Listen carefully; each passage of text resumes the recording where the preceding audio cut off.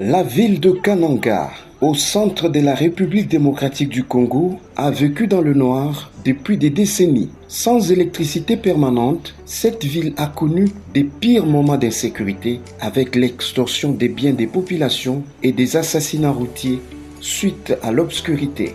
Mais depuis un temps, quand la nuit tombe, Kananga est éclairée. Grâce à l'entreprise Safrimex, des lampadaires dernier cri, estimés à plus de 5000 pièces, s'installent graduellement sur les grandes artères de la ville. Le paysage urbain se transforme.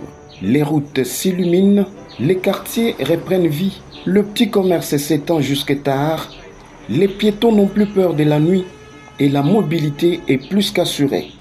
De la cathédrale Notre-Dame au rond-point Elf, la nuit est comme le jour sur l'avenue Louloua.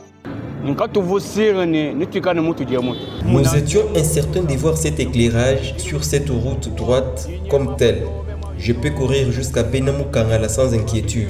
Avant, il y avait beaucoup de voleurs la nuit sur cette avenue qui rachaient des téléphones aux paisibles citoyens. Mais avec cet éclairage placé par Safrimex, nous remercions sincèrement notre chef de l'État. D'emblée, les résultats sont palpables.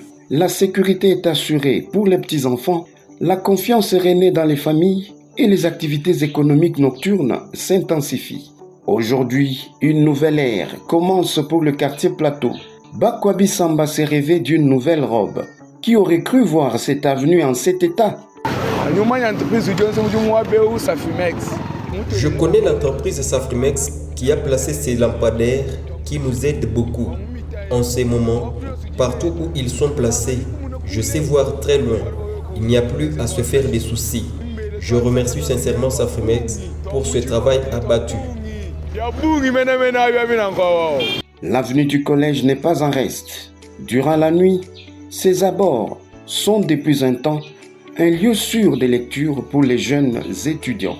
Je salue l'engagement de notre gouvernement qui s'est pu s'engager dans cette affaire puisque d'autres fois, de telles activités ne marchaient pas concrètement. Et donc nous saluons également l'engagement et les efforts fournis par l'entreprise Safrimex. Nous sommes très ravis de cet exploit puisque ça n'arrive pas souvent à Kananga et c'est pratiquement la première fois que nous avons vu les choses se faire avec une vitesse vraiment exagérée.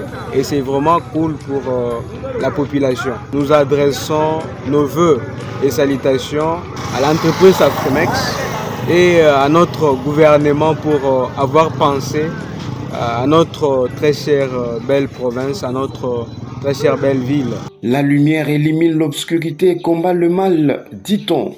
Safrimex fait de la sécurité des citoyens sa priorité.